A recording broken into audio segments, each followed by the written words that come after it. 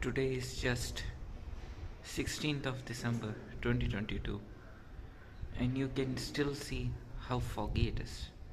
It is 9:15 right now, 9:15 a.m., and still you can see it's just freezing cold, as if someone has opened up a deep freezer.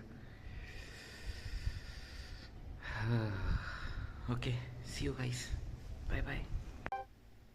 So guys, you can see the timing.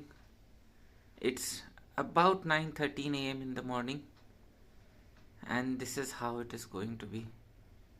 We don't know how the winters will go if it's this cold, especially here in northern India in the Himalayan regions.